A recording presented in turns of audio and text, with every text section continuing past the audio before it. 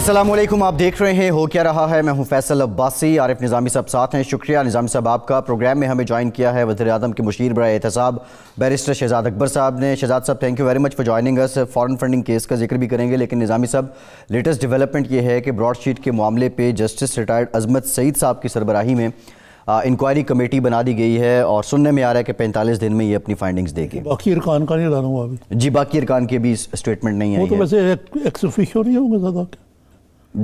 سننے میں آ رہا ہے کہ اٹارنی جنرل بھی شاید اس کا حصہ۔ جی جی جی، السلام علیکم شہزاد اکبر صاحب، یہ بھی آپ کو یہی خبر ابھی آئی ہے کہ وہ جیسے عظمت سعید بن گئے ہیں، اس کے کمیٹی کہا گیا، کمیشن نہیں کہا گیا اس کو، تو اس کو 45 دن دیے گئے۔ آپ کا خیال ہے یہ کوئی یہ جو اتنی کنفیوژن ہے براڈ شیٹ کے رول کے بارے میں اور بھانت بھانت کی بولیاں بولی جا رہی ہیں، اور خود موسوی صاحب جو ہیں وہ بھی کوئی ہر ایک دن کچھ کہتے ہیں، دوسرے دن کچھ کہتے ہیں، تو اس کے کلیئرٹی آ جائے گی معاملات میں؟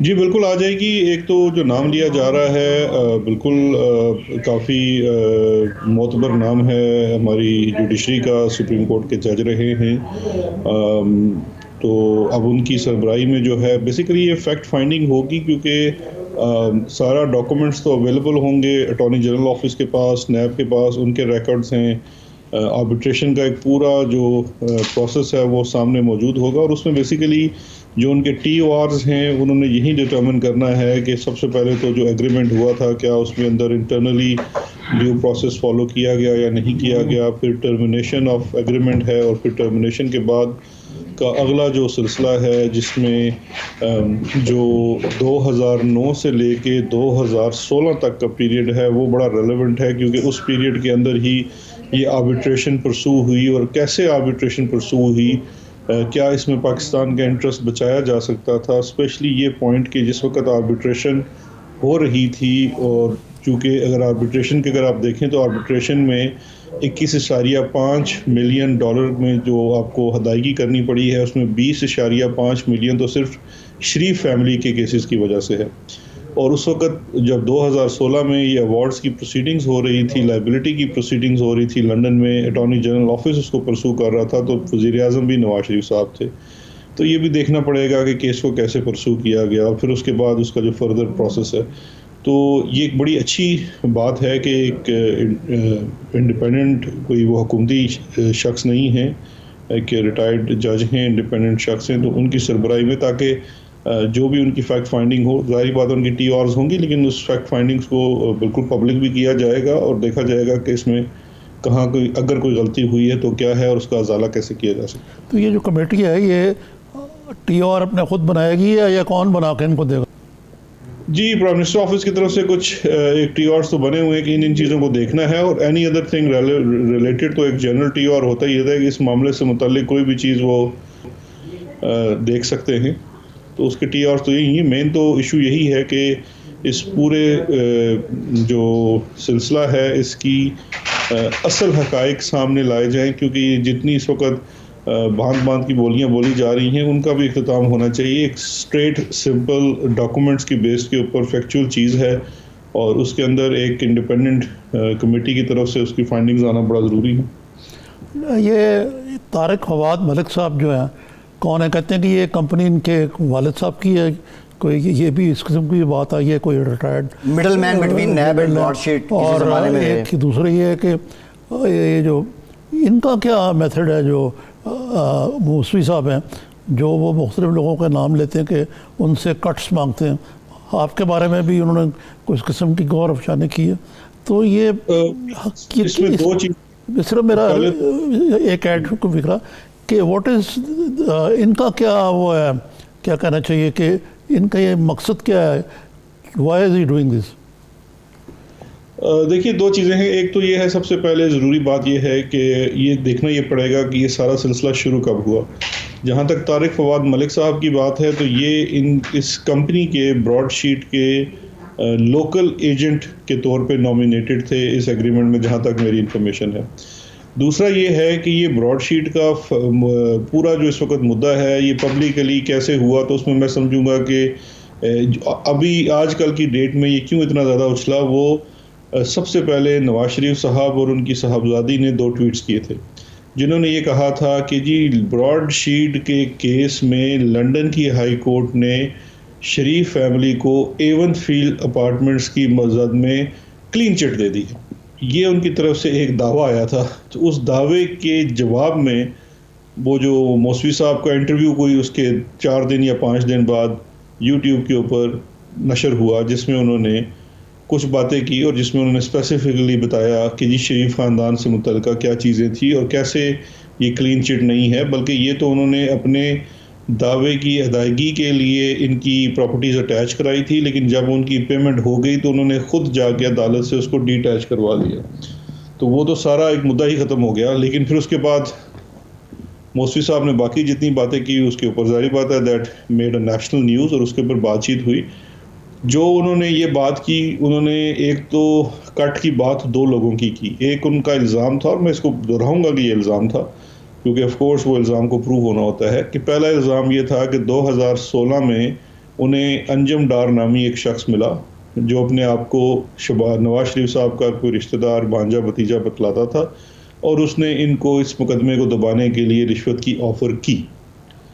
اس کے بعد انہوں نے کہا کہ 2018 میں انہیں ایک جنرل ملک صاحب کوئی ملے جو نیب کی طرف سے تھے.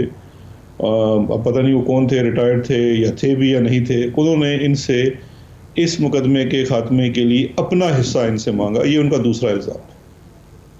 اور تیسری جو بات انہوں نے کچھ گل افشائی میرے بارے میں کی، وہ تو ایک بڑی اور چیز طرح کی تھی. انہوں نے کہا کہ میری 2019 میں ملاقات ہوئی، اس پہ میں نے ان سے یہ جو ادائیگی ہونی ہے اس میں ڈسکاؤنٹ مانگا. یعنی کہ میں نے یہ کہا کہ آپ اس میں معاوضے میں کمی کر دیں تاکہ پاکستان کا کم نقصان ہو، اور جس کی میں نے فوراً تصدیق بھی کر دی کہ جی 2019 میں بالکل میں ان کو ملا، اور 2 دفعہ ملا، اور دونوں دفعہ مل کے میں نے ان سے یہی درخواست کی کہ جی آپ کا معاوضہ جو ہے یہ پاکستان کے وسائل سے بہت بڑھ کر ہے اور آپ اس میں کمی کریں. جس پہ ان کا یہ کہنا تھا کہ جی آپ ہمیں دوبارہ سے انگیج کریں. تو دوبارہ انگیج کرنے کے لیے میں نے کہا جی اس کا ایک پروسیس ہے، ماضی کی طرح نہیں ہو سکتا. آپ اپنی پوری ایک پروپوزل دیں گے، ہم اس کو ویو کریں گے اور کیبنٹ کے سامنے جائے گی. اٹارنی جنرل ہیں، لا منسٹر ہیں، یہ پورا پروسیس ہوتا ہے، جس کے لیے وہ تیار نہیں تھے کہ جی پہلے آپ معاہدہ کریں پھر ہم اس میں کمی کریں گے. تو اس وجہ سے پھر ہمارا اس پہ کوئی بات چیت نہیں ہوئی، ختم ہوگی. تو ان کی شکایت مجھ سے صرف یہ تھی کہ میں نے وہاں کھڑے ساتھ نہیں کر دی کسی معاہدے پہ. ٹھیک ہے. اچھا، یہ آپ کہہ رہے ہیں کہ آپ نے ڈسکاؤنٹ مانگا، آپ اس کی تصدیق بھی کر رہے ہیں، لیکن اس کو جو لوگ کٹ کا نام دے رہے ہیں شہزاد اکبر صاحب، یہ انکوائری کمیٹی جو بنی ہے اگر یہ آپ کو بلاتی ہے آپ اس کے سامنے پیش ہوں گے، اور دوسرا آپ احتساب آپریشن کو لیڈ کر رہے ہیں. اس انکوائری کمیٹی کو جس کمیٹی نے ریکمنڈ کیا اس میں 3 دیگر فاضل وزیر تھے، آپ نہیں تھے، اس کی وجہ کیا تھی؟ 2 چیزیں ہیں جی. ایک تو یہ ہے کہ سب سے پہلے جو کٹ کی بات جن لوگوں نے کی تھی، میں ان کا نام لے دیتا ہوں، مریم اورنگزیب صاحبہ اور عظمیٰ بخاری، دونوں کو میں نے لیگل نوٹسز سرو کیے ہوئے ہیں اور ان کو میں عدالت بھی لے کے جا رہا ہوں کیونکہ انہوں نے میرے اوپر ایک الزام لگایا ہے. اس کو اب ان کو ثابت کرنا پڑے گا، نہیں کریں گے تو ان کو جرمانہ ادا کرنا پڑے گا. دوسرا، کمیٹی اگر بلائے گی تو بالکل میں جاؤں گا، جو بھی میں ان کی معاونت کر سکتا ہوں، اسسٹنس کر سکتا ہوں، اس کے لیے میں موجود ہوں. اور تیسری چیز یہ ہے کہ جو منسٹیریل کمیٹی بنی تھی اس پہ مجھے بالکل شروع میں ڈالا گیا تھا، لیکن میں نے ریکویسٹ کی تھی پرائم منسٹر صاحب سے کہ کیونکہ اپوزیشن یہ الزام لگا رہی ہے تو اس لیے مناسب یہ ہے کہ میں اس کمیٹی کا بھی حصہ نہ بنوں تاکہ زیادہ شفافیت نظر آئے.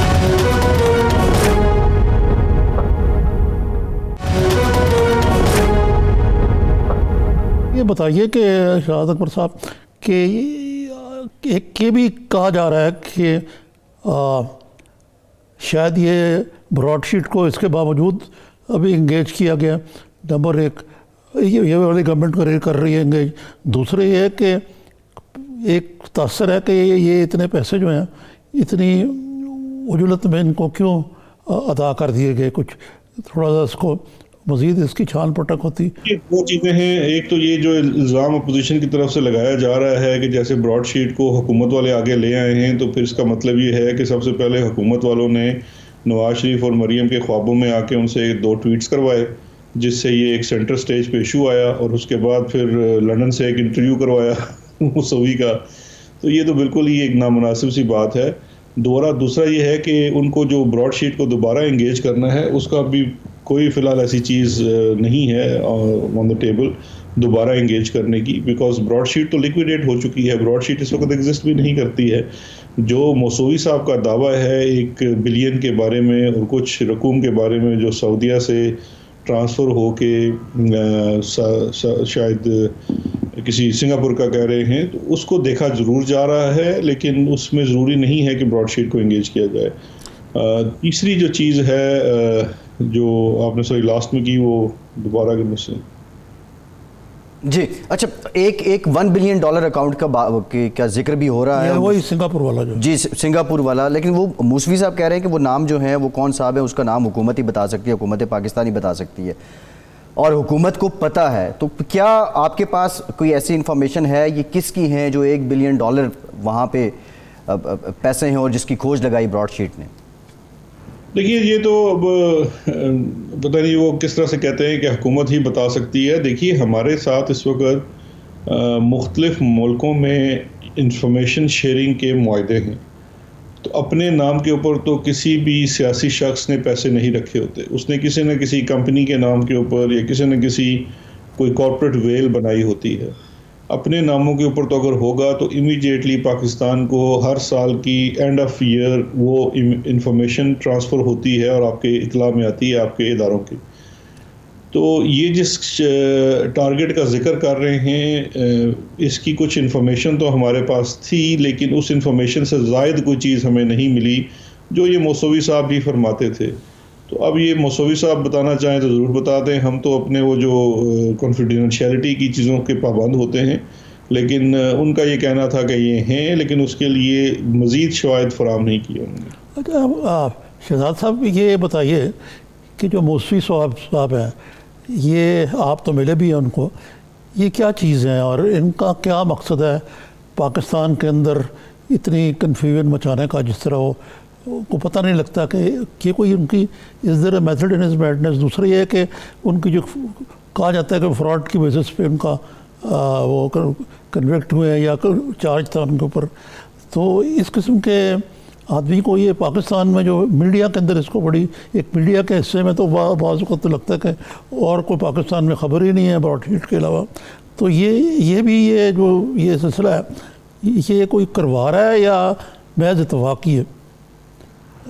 یہ دیکھیں اس میں اسپیکولیٹ کرنا تھوڑا سا مشکل ہوگا کہ کون کروا رہا ہے کیا نہیں ہے، لیکن جس طرح سے میں نے آپ کو پورا تسلسل بتایا ہے کہ معاملات شروع کیسے ہوئے اور یہ پورا سینٹر سٹیج پہ، تو وہ تو معاملہ شروع ہی نواز شریف اور مریم نواز کے ان 2 ٹویٹ سے ہوا ہے، اور اس کے بعد یہ انٹرویو بھی لندن سے ہی چلا. تو اب اگر کوئی کروا رہا ہے سارا چیزیں تو پھر وہی لوگ جو لندن آج کل زیادہ ہیں ان کے اوپر ہی شک پھیلا جانا چاہیے. تو باقی موسوی صاحب کے کیا مقاصد ہیں وہ تو مجھے نہیں پتا، لیکن یہ بات ضرور ہے کہ ان کو جو یہ پیسے ملنے تھے یہ ایک بڑا لمبا پروسیس تھا، اور حکومت وقت نے تمام اپیلیٹ فورمز ایگزاسٹ ہونے کے بعد ہی ان کی پیسوں کی ادائیگی کی، جب آپ کے پاس کوئی آپشن موجود نہیں رہ گئی تھی، کیونکہ اب ججمنٹ ان کے ہاتھ میں تھی. وہ انفورسمنٹ کی ججمنٹ لے آئے تھے. ایک آپ کے خلاف فیصلہ آنے کے بعد اگر آپ انفورسمنٹ کی ججمنٹ لے آتے ہیں تو پھر آپ اس میں اپیل نہیں کر سکتے، وہ آرڈر انفورس ہوتا ہے، اور اس کے لیے پھر یہی ہوتا کہ پاکستان کے اکاؤنٹس باہر منجمد ہو جاتے اور بڑی اور دیگر طرح کی امبیرسمنٹ ہو سکتی تھی. تو اس لیے وہ پیسے ادا کرنے کے سوا ہمارے پاس چارہ کوئی نہیں تھا. اب موسوی صاحب ایک آزاد شخص ہیں، وہ جو کہنا چاہیں. میرا خیال ہے چونکہ ان کے اوپر بھی الزامات لگائے گئے تو اس کے جواب میں انہوں نے الزامات لگائے جس میں شریف خاندان کے اوپر بڑے سیریس قسم کے الزامات ہیں، اور کوئی دفعہ نہیں لگے ہیں، بلکہ انہوں نے تو چیلنج بھی کیا ہے کہ شریف خاندان مجھے لندن میں حد کے عزت کا مجھ پہ دعویٰ کر کے دیکھے تو میں یہ ثابت کروں گا کہ ان کی عزت ہی نہیں ہے. تو اس حد تک بات گئی ہے. تو یہ میرا خیال ہے کہ وہ ایشو کچھ شریف فیملی اور موسوی صاحب کے درمیان چل رہا ہے. اچھا، یہ فارن فنڈنگ کا جو ایشو ہے آج اپنا الیکشن کمیشن نے کہا کہ اس میں اس کو اوپن نہیں کر سکتے، یہ کلوزڈ ہی ہوگی پروسیڈنگ. تو اس سے کیا فرق پڑے گا؟ دیکھیں 2 چیزیں ہیں. ہمیں تو چونکہ پاکستان تحریک انصاف وہ جماعت ہے جس کے پراپر آڈیٹڈ اکاؤنٹس ہیں، اور وہ آڈیٹڈ بھی پاکستان کی A گریڈ فرمز کے ساتھ ہیں. یہ واحد جماعت ہے جس نے آن گراؤنڈ بیسک جو فنڈ ریزنگ کی اور پاکستان سے باہر اوورسیز پاکستانیوں کے تھرو اس کی فنڈ ریزنگ کی، بڑے ٹرانسپیرنٹ میٹر میں کی، تو ہمیں تو کوئی اعتراض نہیں ہے کہ اس کی پبلک ہیئرنگ کر لیں. عمران خان صاحب نے، پرائم منسٹر نے، جو پارٹی کے چیئرمین بھی ہیں، انہوں نے 2 دن پہلے پبلکلی یہ کہا کہ اس کی آپ پبلک ہیئرنگ کریں. اور ہم اس لیے بھی کہہ رہے ہیں کہ باقی جو 2 بڑی جماعتیں ہیں ان کی بھی پارٹی فنڈنگ کے اوپر ایک آپ کو پبلک ہیئرنگ ہونی چاہیے. بیکاز لگ ایسے رہا ہے کہ جیسے یہ پی ٹی آئی کی فنڈنگ کا ایشو ہے. ہم تو یہ کہہ رہے ہیں آپ تینوں کی فنڈنگ کو دیکھ لیں. ہم تو اپنا ایک اپنے اکاؤنٹ کا، ایک ڈونر کا پورا پروفائل سبمٹ کرا چکے ہیں الیکشن کمیشن کے سامنے. اب یہ الیکشن کمیشن کے آف کورس اپنے رولز ہیں، بائی لاز ہیں، لاز ہیں کہ اس کے تحت وہ اوپن ہیئرنگ کر سکتے ہیں یا نہیں کر سکتے. لیکن پاکستان تحریک انصاف کا موقف یہ ضرور ہے کہ اگر آپ اوپن ہیئرنگ کر سکتے ہیں تو ضرور اوپن ہیئرنگ کیجیے. اور اوپن ہیئرنگ سے زیادہ تکلیف ان پارٹیوں کی ہوگی جن کے پاس اس طرح سے گراس روٹ کے اوپر فنڈ ریزنگ کا کوئی ہے ہی نہیں، جن کے پاس کوئی ریکارڈ ہی نہیں ہے. آپ مجھے یہاں تک دکھا دیجئے نا جی پاکستان، باقی چیزوں کو چھوڑ دیجئے، ایک چیز تو ریکارڈ کا حصہ ہے. پاکستان مسلم لیگ نون کی پارٹی فنڈنگ ہل میٹل سے آئے ہوئے اکاؤنٹ سے ہوئی ہے. ہل میٹل والے میں منی لانڈرنگ میں سزا ہو چکی ہے نواز شریف صاحب کو احتساب عدالت سے. ہل میٹل والے کیس کی جے ٹی بنائی سپریم کورٹ آف پاکستان نے، وہاں سے ایک چیز ہو کے آتی ہے اور اس پارٹی سے پیسہ دکھایا جاتا ہے کہ وہی جو ہل میٹل سے پیسہ سعودی عرب سے لایا جاتا ہے وہ گھما کے نواز شریف صاحب کے اکاؤنٹ سے پارٹی کے فنڈ میں ڈالا جاتا ہے. تو وہاں تو لانڈرڈ پیسوں کی آپ کی فنڈنگ ہے. اور جب باقی چیزیں کھلیں گی تو یہ بھی دیکھنا پڑے گا کہ وہاں پہ کس قسم کے، ابھی جو شہباز شریف صاحب کا کیس چل رہا ہے جس کے اندر لاہور میں اکاؤنٹیبلٹی کورٹ میں 50 سے زائد والیوم کا ایک ریفرنس داخل ہوا ہے، اس میں ایسے اکاؤنٹس کا بھی حوالہ ہے جہاں پہ پارٹی کے لوگوں سے پارٹی فنڈ کے اوپر چیکس لیے گئے اور جمع ایک بے نامی اکاؤنٹ میں کرا دیے گئے. تو جب اس کو ایز اے ہول دیکھیں گے تو بہت زیادہ امبیرسمنٹ ہو جائے گی اسپیشلی پاکستان مسلم لیگ نون کے لیے. جی ٹھیک، بہت شکریہ بیرسٹر شہزاد اکبر صاحب، وزیر اعظم کے مشیر برائے احتساب ہمارے ساتھ تھے. ایک بریک لیتے ہیں، بریک کے بعد یہ فارن فنڈنگ کے معاملے پہ بھی بات کریں گے اور امریکہ میں تبدیلی آ گئی ہے، اس پر ڈیٹیل گفتگو کریں گے. ہمارے ساتھ رہیے.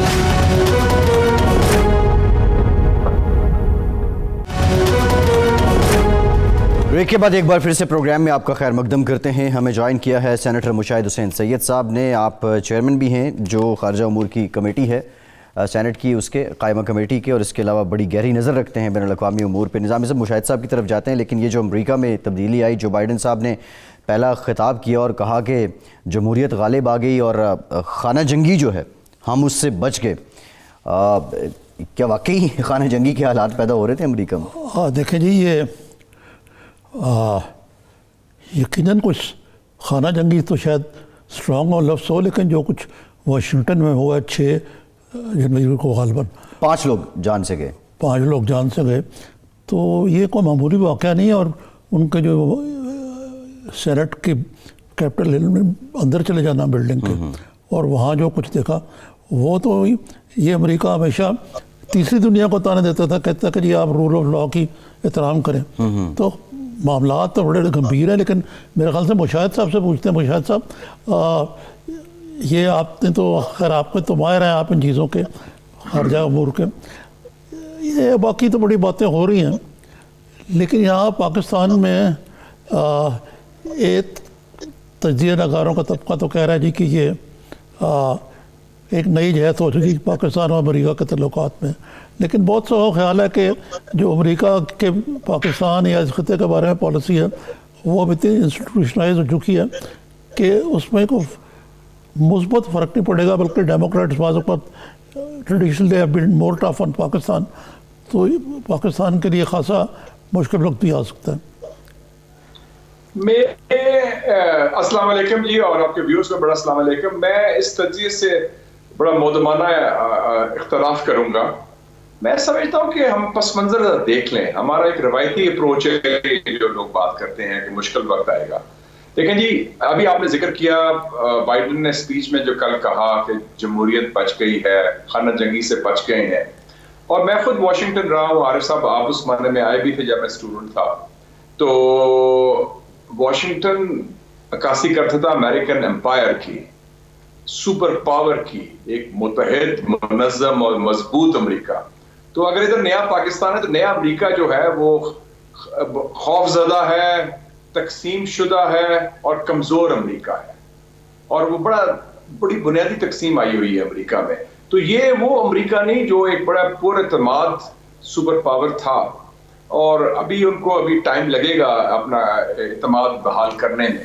تو اس حوالے سے ایک اللہ تعالیٰ کا فضل ہے کہ امریکہ کو آپ کی پاکستان کی بڑی شدید ضرورت ہے. اگر 4-5 فارن پالیسی ایشوز بڑے ہیں جس میں افغانستان بھی ہے، ایران بھی ہے، چائنا بھی ہے، تو وہ سارے ایشوز پاکستان کے ارد گرد ہیں، اور اس میں پاکستان کا کلیدی کردار ہو سکتا ہے اور ہو رہا ہے. تو اس میں ہمیں اثر نو اسٹریٹجی تیار کرنی پڑے گی. اور یہ نہ بھولیں کہ بائیڈن اور کاملا ہیرس دونوں نے اچھے اسٹرانگ بیانات دیے کشمیر پر الیکشن کیمپین کے دوران. بائیڈن نے جولائی 2020 کو دیا تھا، اور اس نے کہا تھا کہ کشمیر کے انسانی حقوق کے بارے میں بات کی تھی، تنقید کی تھی مودی کی. اور پھر کاملا ہیرس نے تو اس سے زیادہ اسٹرانگ بیان دیا تھا ستمبر 2019 میں سینیٹر کے حیثیت میں کہ ہم کشمیری یہ نہ بھولیں کہ وہ اکیلے نہیں، ہم ان کے ساتھ ہیں. تو اس حوالے سے ہمارے پاس یہ موقع ہے کہ ہم اس کو آگے لے کے چلیں، کیونکہ وہ اپنے آپ کو شو کرنا چاہے گا بائیڈن کہ میں ٹرمپ سے مختلف ہوں. صرف افغانستان میں میں سمجھتا ہوں کہ وہ جنگ کا خاتمہ چاہتے ہیں، لیکن وہ افغانستان کے اندر اپنا رول، اپنا پریزنس، اور خاص طور پہ انٹیلیجنس کے حوالے سے رہیں گے تاکہ وہ پاکستان پر، ایران پر اور چین پر نظر رکھ سکیں. تو کچھ تبدیلی آئے گی پالیسی میں. جی مجاہد صاحب، یہ تو ٹھیک ہے، لیکن ان کا جو نئے مقرر ہوئے ہیں بلنکن شاید ہے وزیر خارجہ ان کے سیکرٹری اسٹیٹ، انہوں نے کہا کہ پاکستان جو ہے انہوں نے کیا تو ہے یہ آؤٹ فٹس میں ٹیررسٹ ان کو انڈیا کے خدشات دور کرنے کو کوشش بھی کی ہے، لیکن ابھی بہت کچھ کرنا باقی ہے اور وہ کرے. یعنی یہی وہی ایک پرانی جو کیا کہنا چاہیے اچھا. ایک اور خبر بھی جو سامنے آئی ہے کہ امریکہ کی یہ خواہش ہے اور وہ پاکستان سے مطالبہ کرے گا کہ اب ہم افغانستان کی بجائے ہم پاکستان میں کوئی فوجی اڈا چاہتے ہیں تاکہ ہم کوئک رسپانس کے طور پہ افغانستان میں انٹروین کر سکیں. آپ کا خیال ہے کہ ایسی کوئی تجویز ہے، اور ہوئی تو اس کا رد عمل کیا ہوگا؟ یہ اس قسم کی تجویز کا میں سمجھتا ہوں سوال ہی پیدا نہیں ہوتا، اور یہ بڑی مشکل سے ہم نے اڈے نکالے تھے 2011 میں. آپ کو یاد ہے 12 میں جو پارلیمنٹری کمیٹی تھے نیشنل سیکیورٹی کی سلالہ کے واقعہ کے بعد، جو پاکستان کی اڈے کے اندر سے ہی حملے ہو رہے تھے ڈرون کے، اور شمسی کا ایک بیس بھی بند کیا تھا. تو یہ میرے خیال میں یہ ناممکنات میں ہے کہ امریکہ کو ہم اڈے دینے کی کوشش کریں، بلکہ وہ تو سوال ہی پیدا نہیں ہوتا. کیونکہ امریکہ نے دیکھیں جی عارف صاحب 12 جنوری کو آپ نے پڑھا ہوگا 10 صفحے کا ڈاکیومنٹ جو خفیہ تھا 3 سال سے، وہ بسر عام لے آئے U S strategic framework for Indo Pacific. اس میں انہوں نے کہا ہے کہ ہم انڈیا کو پری ایمننٹ طاقت مانگتے ہیں، انڈیا کی بالادستی کو، انڈیا کا رائز ہونا چاہیے، انڈیا کی فوج کو مضبوط کریں گے، اور انڈیا اور امریکہ مل کے چین کا مقابلہ کریں گے. تو اس حوالے سے ہم نے خود ایک ڈاکیومنٹ تیار کیا تھا، ہماری گورنمنٹ نے 2 مہینے پہلے 84 صفحے کا dossier on terrorism of India, state terrorism of India. تو وہ ڈوسیے کو ہم باہر نکالیں، ہم پیش کریں جا کے کہ ہم خود شکار ہیں دہشت گردی کا، اور ہندوستان جو ہے اگر امریکہ انحصار کرے گا ہندوستان پر تو پاکستان کے لیے تو پھر وہ سیکیورٹی تھریٹ ہوگی نا. اگر آپ ہندوستان کی فوج کو مضبوط کر رہے ہیں اور ہندوستان کو کہتے ہیں کہ ہندوستان ہی اس علاقے کا چودھری بن جائے یا policeman of the region, تو وہ پاکستان کے لیے قابل قبول نہیں ہوگا. جی مشاہد صاحب، یہ تو آپ نے ٹھیک کہا، لیکن ابھی جو پہلے آپ بات کر رہے تھے کہ جو اسٹیک ہولڈرز کو آن بورڈ لینا پڑے گا، لیکن اس میں یا میں نے سنا نہیں یا آپ نے کہا نہیں کہ پاکستان کی جو پارلیمنٹری اپوزیشن ہے جس میں آپ بھی شامل ہیں، جی ان کو جب تک آپ ڈیسیشن میکنگ اور کم از کم انفارمیشن کی حد تک ان کو اسٹیک ہولڈر سمجھتے ہوئے انوالو نہیں کریں گے، تو کس طرح آپ ایک ایسی فارن پالیسی بنا سکتے ہیں جو کہ یعنی جو قابل عمل بھی ہو؟ اور اس کے ساتھ ساتھ آپ نے بھی ذکر کیا جن فیکٹرز کا، اس میں ایک یہ بھی تو فیکٹر ہے کہ پاکستان اس وقت ایک قسم کا لاک جیک میں، یعنی کہ ہم اپنی حکومت اور اپوزیشن کے درمیان میں ہم حاضر آئی اور شور شرابہ، اس میں کچھ اصل ایشوز تو ہو ہی نہیں رہے ڈسکس. تو خالی شاہ محمود قریشی صاحب کی تقریروں سے تو بات نہیں بنے گی. یہ تو دیکھیں جی ہماری حکومت کو اپنے سوچ، اپنے رویے تبدیل کرنے پڑیں گے کہ ان کے لیے پاکستان کے لیے بڑا دشمن ہندوستان کی بالادستی ہے یا اپنے لوگ ہیں جو حزب اختلاف میں ہیں، جو ان سے اگری نہیں کرتے ہیں ایشوز پر، تو جن کا اپنا مینڈیٹ بھی ہے بائی دا وے، اور بہت بڑا مینڈیٹ بھی ہے. تو یہ تو اپنی سوچ تبدیل کرنی پڑے گی، کیونکہ میں خیال وسیع تر قومی مفاد میں شاید ان کو مجبوراً پھر کروائی جائے گی سوچ تبدیل، یا ان کو کرنا پڑے گا، کیونکہ اس کو جو چیلنجز آ رہے ہیں، یہ جو انڈو امریکن ملٹری ایکسس بن رہا ہے یہ، اور اس کو تقویت بائیڈن دور میں ضرور ملے گی، کیونکہ امریکہ کی جو ملٹری انڈسٹریل کمپلیکس ہے وہ چاہتی ہے کہ چین کا مقابلہ ہندوستان کی تعاون کے ساتھ کیا جائے. تو وہ چیز ہندوستان کا جو یہ رویہ ہے یہ چین کے لیے بھی اور پاکستان کے لیے بھی ان ایکسیپٹیبل ہے.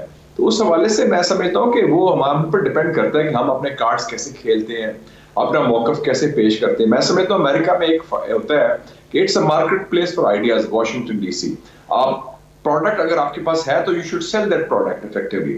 اگر آپ میں وہ پریزنٹیشن پروڈکٹ سیل کرنے کی کیپیسٹی ہے، یہ پروڈکٹ میننگ پاکستان کا رول، ہمارا مثبت کردار. پہلی دفعہ امریکہ نے تعریف کی ہے کھل کے پاکستان کی کہ افغانستان میں امن لانے میں کلیدی کردار ہے، اور اب بھی وہ پلے کرے، ہمارے بغیر ممکن نہیں تھا. تو اتنا بڑا کارڈ آپ کے ہاتھ میں ہے، اور آپ کی لوکیشن ایسی ہے کہ آپ کے تعلقات ہیں چین کے ساتھ بھی، ایران کے ساتھ بھی، سعودی عربیہ کے ساتھ بھی. تو اس حوالے سے مسلم دنیا میں کتنے دوست رہ گئے امریکہ کے. تو میرے خیال میں ہم اپنا ہمت کریں ذرا، اور تھوڑی سی صلاحیت کے ساتھ، دانش مندی اور دلیری کے ساتھ، اور اپنا جو غلط رویہ چینج، اپنا بھی کورس کریکشن کریں اگر آپ نے ملک کو آگے لے کے چلنا ہے. اور اپنے آواز، یہ بائیڈن کے آنے سے جو ایک موقع ملا ہے، کیونکہ بائیڈن نے ایک، میں سمجھتا ہوں کہ کل میں دیکھ رہا تھا اس کا سویرنگ ان بھی، یہ اس کا مورل آدمی ہے اور بڑا ریلیجس آدمی ہے. اور دیکھا کتنی دفعہ انہوں نے بائبل کا ذکر کیا، مذہب کا ذکر کیا، سارا کچھ کیا. تو اس حوالے سے ایک اوپننگ ہے. اور بائیڈن، میں سمجھتا ہوں عارف صاحب آپ تو جانتے ہیں امریکن سسٹم کو بھی، صدر نکسن کے بعد یہ پہلا امریکن پریزیڈنٹ ہے 50 سالوں میں جو پاکستان کو بڑی اچھی طرح جانتا ہے، پاکستانی سسٹم کو، پاکستانی پولیٹیکل پرسنالٹیز کو، اور پاکستان کا کئی دفعہ دورہ بھی کر چکا ہے. تو ایکسپیرینس ہے اس کو، امریکن اسٹیبلشمنٹ کا نمائندہ بھی ہے. تو ایک ہمارے لیے اپرچونٹی بھی ہے کہ جو پاکستان کا خیر خواہ ہے، میں سمجھتا ہوں ٹھیک اس کو ہم کیسے انگیج کریں. ٹھیک. اچھا مشاہد صاحب، ابھی نظامی صاحب نے سیکرٹری خارجہ جو ہیں ان کے نئے ہیں بلنکن، ان کا ذکر کیا. اپنی سٹیٹمنٹ میں انہوں نے یہ بھی کہا کہ جو یروشلم میں امریکی سفارت خانہ ہے وہ برقرار رہے گا، یعنی اسرائیل فلسطین پالیسی اپیرنٹلی لگ رہا ہے کہ وہ سیم رہے گی امریکہ کی. انڈیا کے ساتھ اسٹریٹجک جو تعلقات ہیں، تو پھر ہم کیسے کشمیر کے معاملے میں زیادہ پر امید ہو سکتے ہیں، یا آپ کو لگتا ہے کہ انڈیا کے ساتھ ان تعلقات پہ بھی کوئی پالیسی بدلے گی؟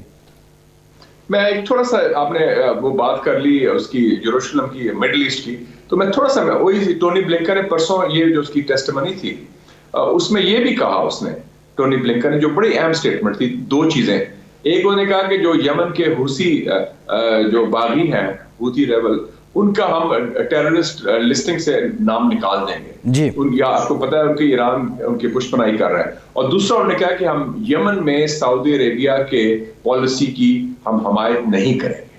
تو یہ ایک بہت بڑی ایک چینج ہے، اور میرے خیال میں سعودی عربیہ کو دھچکا لگے گا اس چیز سے. اور اس سے یہ ایک مثبت چیز ہو سکتی ہے انانٹینڈڈ کانسیکوینس میں، کہ سعودی عربیہ اور پاکستان کے تعلقات میں بہتری آئے گی. کیونکہ اب سعودی عربیہ کا جو پیٹرن تھا واشنگٹن میں ٹرمپ نہیں رہا، اور اس کا سن ان لا تھا جیرڈ کوشنر. ان کو ضرورت پڑے گی اپنے روایتی دوستوں کے ساتھ، پاکستان کے ساتھ اور قریب ہوئے، تاکہ یہ جو پریشر آ رہا ہے ان پر. جہاں تک امریکہ کا تعلق ہے، یہ نہ بھولیں کہ ستمبر 2019 میں جب مودی گیا تھا ہیوسٹن، اور وہ ہاؤڈی مودی ایونٹ تھا، تو اس میں کیا اس نے کہا تھا کہ ٹرمپ ساتھ کھڑا تھا کہ اب کی بار ٹرمپ سرکار، اس نے تو انڈورس کیا تھا. یہ مودی جو ہے یہ تو جنوبی ایشیا کا ٹرمپ ہے، اس کی سوچ وہی ہے تقسیم کی، تعصب کی اور تضادات کی، اور یہ ایکسٹریمسٹ ہے. اور اس کا میرے خیال میں ہم امریکن سسٹم میں پہلی دفعہ، آپ کو یاد ہے 12 کانگریس مین نے، سینیٹرز نے خط بھی لکھا تھا last time. U S commission on international religious freedom نے مودی کو کرٹیسائز بھی کیا تھا. تھنک ٹینکس نے مودی کو کرٹیسائز بھی کیا. اتنی تنقید مودی کی جو ہوئی ہے پچھلے 1.5 سال میں، 5 اگست 2019 کے بعد جب انہوں نے کشمیر پر قبضہ کیا، اتنی تاریخ میں ہندوستان کی کبھی نہیں ہوئی. تو یہ ایک ہم نے نہیں کروائی، یہ خود ہو رہی ہے، کیونکہ اس کی جو پالیسی اتنی غلط ہے. تو اس کا ہم کچھ فائدہ تو اٹھا سکتے ہیں. دیکھیں جی، ہماری روایتی اپروچ نہیں ہونی چاہیے، ہمیں کچھ چستی دکھانی چاہیے، اور ہاتھ پر ہاتھ بیٹھ کے اگر ہم خوفزدہ ہو گئے کہ یہ تو انڈیا لابی لی تھی، امریکہ جو ہوتا ہے کچھ لو کچھ دو کی پالیسی ہوتی ہے. ایک بریک لیتے ہیں مشاہد صاحب. ایک بریک کے بعد جب واپس آئیں گے یہ جو سارے آپ پاکستان پلس گنوا رہے ہیں اور آپ کہہ رہے ہیں کہ دانش مندی سے چلا جائے, تو جو بائیڈن صاحب کو ون ٹرم پریزیڈنٹ بھی کہا جاتا ہے, تو اس کے بعد کے جو 4 سال ہیں اس کے لیے کیا ہونا چاہیے ہمارے پاس پالیسی کے وجہ. بریک کے بعد بات کرتے ہیں, ہمارے ساتھ رہیے.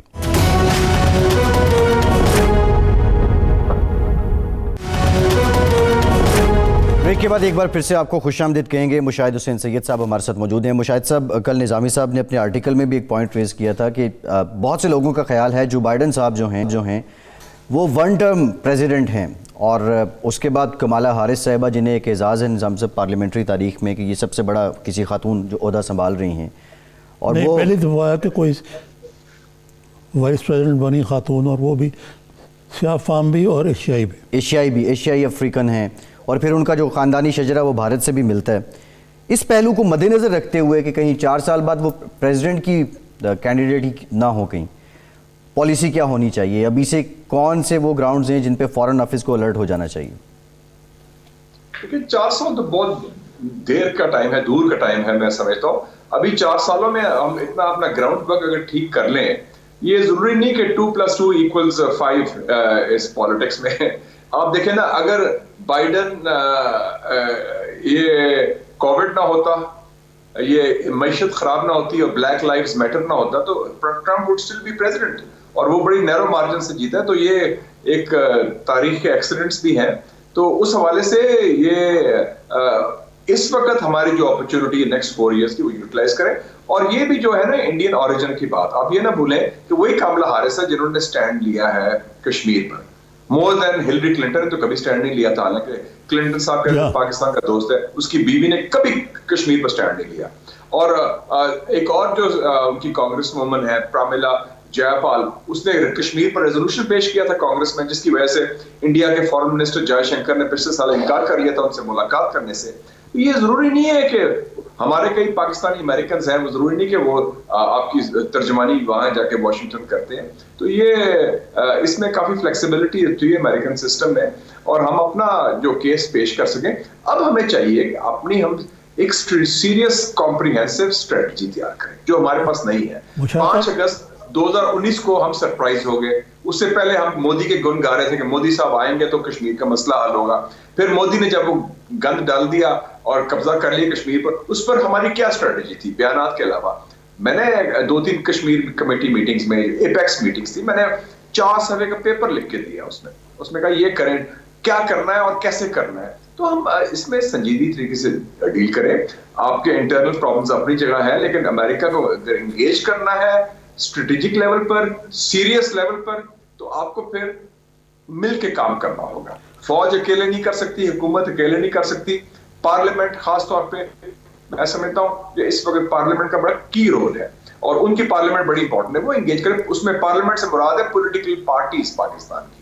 پاکستان میں صرف یہ نہیں کہ حکمران جماعت ہے یا حکومت ہے, it is a very diverse society. تو اس میں آپ آگے لے کے چلیں, تو اس موقع کا فائدہ اٹھائیں. ورنہ جو مودی نے جو کیا ہے اور جو پاکستان نے جو گینز کیے ہیں, جو گڈ ول ملا ہے ہمیں افغانستان پر, اور جو ہماری پوزیشن کنسولیڈیٹ ہوئی ہے کچھ حد تک ریجن میں کہ کم سے کم مودی بھی ڈیفینسو پہ ہے, امریکہ کو آپ کی ضرورت ہے, سی پیک کی وجہ سے چائنا آپ کے ساتھ کھڑا ہے, ایران میں ہندوستان نکل گیا ہے.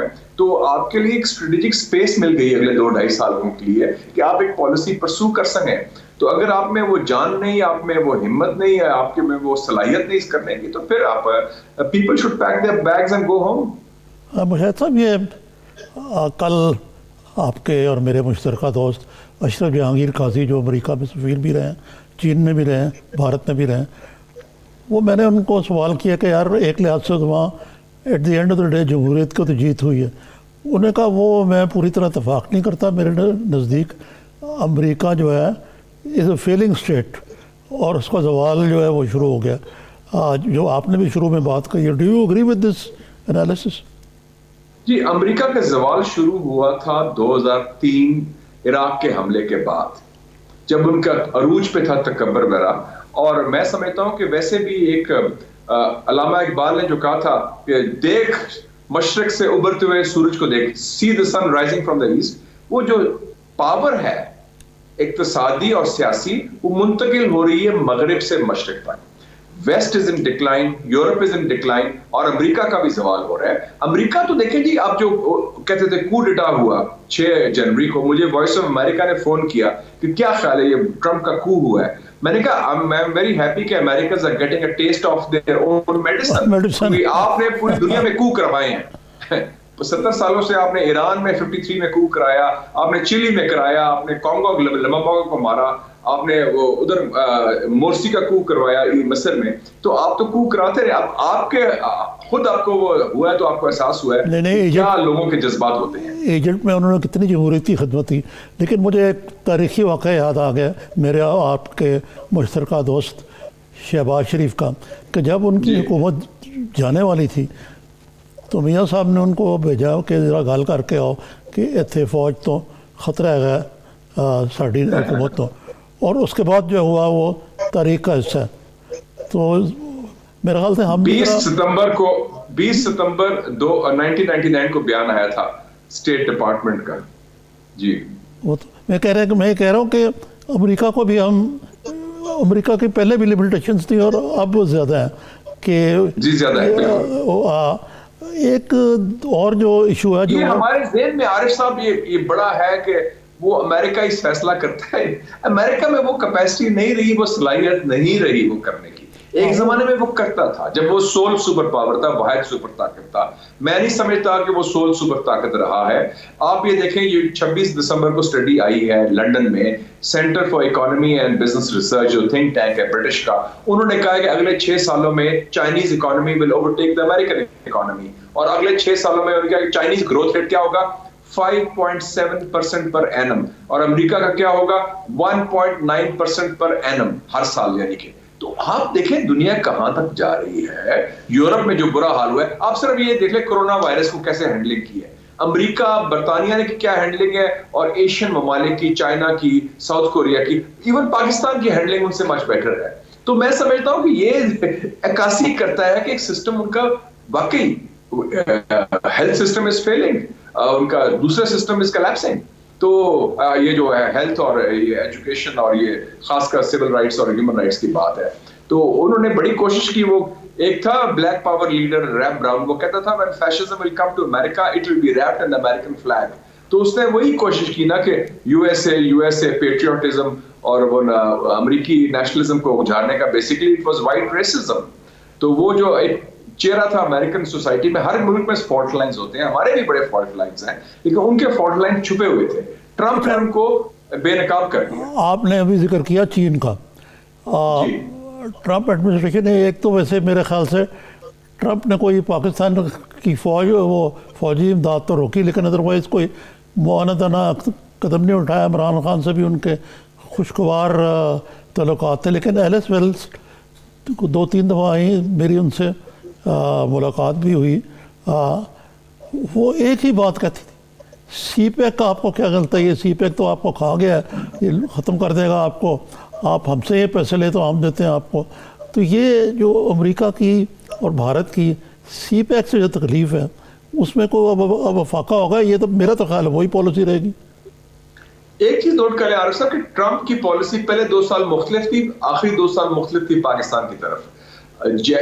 1 جنوری 2018 کو اس نے پہلے دن نیو ایئرز ڈے میں ٹویٹ کی پاکستان کے خلاف. پھر وہ بھی اس نے جو اسٹریٹجی پیش کی اگست 2017 میں ساؤتھ ایشین اسٹریٹجی, اس میں پاکستان کو الزام لگایا.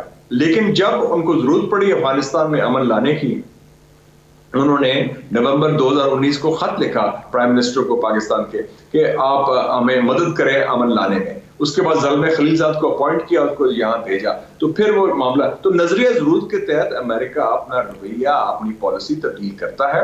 اور اس لیے انہوں نے کہا کہ پاکستان از اے فینٹاسٹک پیپل, اور پاکستان کے پرائم منسٹر کو کہا کہ oh, he's my buddy, he's my friend, جو لفظ وہ مودی کے استعمال کرتا تھا. تو وہ نظریہ ضرورت کے تحت وہ ضرور تھا. جہاں تک آپ نے کہا سی پیک کا, یس وہ کھٹکتا ہے. وہ سی پیک کا ایشو نہیں ان کے لیے, ان کے ایشو چائنا ہے, اور چائنا کے ساتھ جو ہماری قربت ہے. لیکن عارف صاحب آپ کو یاد ہوگا کہ یہ تو ایوب خان کے زمانے میں, ذوالفقار علی بھٹو کے زمانے میں ہم نے ایک فیصلہ کر لیا تھا اس زمانے میں, اور اس زمانے میں ہمارے پاس آپشن نہیں تھے. اس زمانے میں ہم کافی آئسولیٹڈ بھی تھے. اس زمانے میں چائنا کے خلاف سوویت یونین بھی تھا کہ ہم چین سے دوستی کریں گے ہندوستان کی وجہ سے. تو وہ دوستی اور وہ شراکت اور وہ اسٹریٹجک تعاون قائم ہے, اور یہ پاکستان کے لیے ریڈ لائن ہے, کیونکہ جو اب اور اس میں ہم کمپرومائز نہیں کر سکتے, اور نہ کوئی فوجی کر سکتا ہے, نہ کوئی سیولین کر سکتا ہے, کوئی پارٹی بھی اس پر کمپرومائز نہیں کر سکتی, کیونکہ یہ پاکستان کے کور انٹرسٹ کا معاملہ ہے. مشاہد صاحب یہ ایک subject is very close to your heart, مجھے پتہ ہے, اور اکثر پاکستانیوں کا بھی ہے, جس انداز سے ایران کو سینکشنز کے ذریعے جو ایک معاہدہ ہوا تھا جو اوباما صاحب کے دور میں ہوا تھا, نیوکلیئر ڈیل, اس کو شیلف کر دیا, اور ابھی بھی انڈیکیشن آ رہی ہیں کہ جی کچھ دیکھیں گے, لیکن اتنی جلدی نہیں ہے اس کی, it's not number 1 on their list. لیکن میرا سوال یہی ہے کہ اسرائیل جو میں تو ٹرمپ نے اپنے داماد کو لگا دیا تھا ایک قسم کا وہاں کا وائسرائے, یہ ایران کے بارے میں جو موجودہ پالیسی ہے اس میں کوئی اگر ریورس نہیں آیا تو ترمیم آئے گی؟ جی بالکل آئے گی. اس میں میرے خیال میں ایران بینیفیشری ہو سکتا ہے یہ تبدیلی کا. آپ ان کی ٹیم دیکھ لیں عارف صاحب, جو اس وقت ان کی نیشنل سیکیورٹی کی ٹیم بنی ہے یا خارجہ پالیسی کی, آپ دیکھیں کہ جو ہیڈ آف CIA بن رہا ہے برنز, وہ کون تھا جنہوں نے نیگوشیٹ کیا Iran nuclear deal? Wendy Sharman جو نائب وزیر خارجہ بننے جا رہی ہے, انہوں نے نیگوشیٹ کی Iran nuclear deal. Jake Sullivan جو نیشنل سیکیورٹی ایڈوائزر ہے, قومی سلامتی کے مشیر, وہ ساری ٹیم اوباما کی وہ ٹیم ہے جنہوں نے ایران امریکی معاہدہ کروایا تھا جان کیری کے ساتھ, جس میں بائیڈن بھی شامل تھا. تو یہ لوگ جو ہیں یہ چاہتے ہیں ایران نیوکلیئر ڈیل کا بحالی. ٹھیک ہے, اس میں کوئی ترمیم بھی چاہیں گے, میزائل کی بات بھی ہو رہی ہے, ایران کا جو سپورٹ ہے حزب اللہ اس کی بات بھی ہو رہی ہے, لیکن بنیادی طور پر ان کا رویہ ایران کی طرف ٹرمپ والا نہیں ہوگا, اور ان کا رویہ سعودی عربیہ کی طرف بھی ٹرمپ والا نہیں ہوگا. اور اسرائیل کا تو چونکہ وہ ایک ان کی مجبوری بھی ہے, اور ٹونی بلنکن خود بھی جویش سارا کچھ ہے, تو وہ انہوں نے کہا ہے کہ جیروشلم میں ہم کوئی اس میں ہماری ایمبیسی شفٹ نہیں چینج کوئی نہیں کریں گے, لیکن ایران پر میں سمجھتا ہوں تبدیلی آئے گی. وہ ہمارے لیے بھی اچھا ہے, کیونکہ اس کا مطلب ہے اس خطے میں جو کشیدگی ہے وہ کم ہوگی. اگر معمول کے تعلقات آتے ہیں تو پھر ایران پاکستان پائپ لائن بھی بن سکتی ہے, پابندیاں اٹھ جائیں گی, تو وہ اس خطے کے لیے میرے خیال میں اوور آل اچھی خبر ہوگی, افغانستان کے حوالے سے بھی, پاکستان کے حوالے سے. جی ٹھیک. اچھا مشاہد صاحب, آپ کہہ رہے ہیں کہ موقع ہمارے پاس بہت اچھا ہے, دانش مندی سے چلنا ہوگا. اب ہمیں تو دانش کی بڑی مندی لگتی ہے یہاں. یہ چائنا کے ساتھ پاکستان کے تعلقات کا آپ نے ذکر کیا, پھر امریکہ کے ساتھ ہمارا جو ٹرانزیکشنل انگریزی میں کہہ لیں, دوسرے معاملوں میں آپ کہہ لیں کہ موقع پرستی کا ہی تعلق رہا ہے. یہ بیلنس کرنا ہے پاسبل؟ کیونکہ کل اشرف جہانگیر قائد صاحب کہہ رہے تھے کہ ان میں توازن آ نہیں سکتا, اس میں پاکستان کی کوئی ایسی پالیسی ہو نہیں سکتی کہ پاکستان بیلنس قائم کر سکے. دیکھیں جی, ٹرانزیکشن تو ان کے باقی سبھی ہوتے ہیں. ہندوستان کے ساتھ امریکہ از دا لارجسٹ ٹریڈنگ پارٹنر, 90 ارب تک ٹریڈ, اور پچھلے 12 سال میں 10 سال میں ہندوستان نے 22 ارب ڈالر کا ان سے اسلحہ لیا, تو وہ بھی ٹرانزیکشنل ریلیشن شپ ہے نا, تو ان کو ہندوستان کی ضرورت ہے تجارت کے حوالے سے بھی, ٹیکنالوجی کے حوالے سے بھی, اور اسلحے کے حوالے سے. تو ایسی کوئی بات نہیں کہ ٹرانزیکشنل, ہماری چائنا کے ساتھ ٹرانزیکشنل ریلیشن شپ نہیں ہے. دیکھیں جی, بڑی واضح بات, ہماری چائنا کے ساتھ ایک اسٹریٹجک تعلق ہے جسے ہم کہتے ہیں آل ویدر. آل ویدر کا مطلب ہے دنیا میں جو بھی تبدیلی آئے اس سے فرق نہیں پڑتا. اب پچھلے 2 مہینوں میں نومبر میں چین کا ڈیفنس منسٹر آتا ہے پاکستان, MOU سائن ہوتا ہے GHQ اور چائنیز آرمی کے درمیان. دوسرا 31 دسمبر آخری دن تھا 2020 کا, 1 گھنٹے کی گفتگو ہوتی ہے پاکستان کے وزیر خارجہ اور چائنیز وزیر خارجہ کی, اور وہ کیا کہتا ہے چائنیز وزیر خارجہ وانگ جی, اس کا میں کوٹ کر لیتا ہوں آپ کو, No matter how things change in the world in the region, جو بھی تبدیلی آئے دنیا میں اور خطے میں, China will continue to support Pakistan کی سالمیت, پاکستان کی سلامتی اور پاکستان کے وقار کا پاسداری چائنا ہمیشہ کرتا رہے گا, چاہے دنیا میں کوئی تبدیلی آئے. تو ایک واضح موقف ہے. امریکہ کے ساتھ ہماری ٹیکٹیکل ریلیشن شپ ہے. ٹیکٹیکل کا مطلب ہے جو علاقائی صورتحال کے حوالے سے, جب کولڈ وار تھی ان کو اڈے کی ضرورت تھی روس کے خلاف, پھر چین کے ساتھ صلح کرانی تھی, پاکستان نے رول ادا کیا, پھر افغان جہاد تھا تو پاکستان نے مجاہدین کو امداد دی CIA کی مدد کے ساتھ, اور اب 9/11 کے بعد وار آن ٹیرر آئی. اب تو لوگ کہتے ہیں کہ امریکہ کو نئی وار آن ٹیرر کی ضرورت ہے, war on terror within America against domestic terrorism and extremism. تو اس حوالے سے یہ نہ بھولیں کہ امریکہ ایک کمزور اور تقسیم شدہ امریکہ ہے، اس کی پالیسی اتنی جارحانہ اب نہیں ہو سکتی، وہ ایگریسو پالیسی نہیں ہوگی جو ماضی میں رہی ہے، کیونکہ امریکہ کو 70% توجہ بائیڈن کی آخر میں آپ سے ایک بالکل مختصر جواب چاہوں گا کہ اندرونی طور پہ پاکستان میں ہماری جو خارجہ پالیسی کی جہت ہے، خالی امریکہ نہیں، اوور آل دیکھیں، اس میں کوئی تھوڑی سی لیک لسٹرنس آ گئی، کوئی لگتا ہے کوئی ڈائریکشن نہیں ہے، کوئی امریکہ کے ساتھ بھی کوئی اس طرح تعلقات بہتر کرانے کی کوئی نیند دلانا سی کوششیں لگتی ہیں، اس کا کوئی جواب آپ دے سکتے ہیں؟ جی میرے خیال میں یہ اسٹریٹجک سوچ، ویل تھاٹ آؤٹ پالیسی نظر نہیں آتی، ad hoc moment to moment reactive approach ہے، اور اس میں بیانات، پالیسی سٹیٹمنٹس، کبھی کبھی ملاقاتیں اور دورے جو ہیں، یہ this is no substitute for a policy. Policy وہ ہوتی ہے کہ آپ بناتے ہیں پالیسی، پھر اس کو امپلیمنٹ کرتے ہیں بتدریج اور سٹیپ بائی سٹیپ ہوتی ہے. تو یہ تو ریئیکشن ہے، ہمارے بیانات دے دیے، سارا کر دیا، تو وہ مزہ نہیں آیا اس کا. تو اب ایک موقع ہے ایک سیریس سوچ کا، اور اس میں میں سمجھتا ہوں کہ پنڈی اور اسلام آباد کو مل کے، خاص پارلیمنٹ کے ساتھ مل کے ایک پالیسی. جی ٹائم ختم ہو گیا ہے. سینیٹر مشاہد حسین سید صاحب بہت شکریہ آپ کے وقت سے، آپ کا شکریہ. آج کے پروگرام سے اتنے.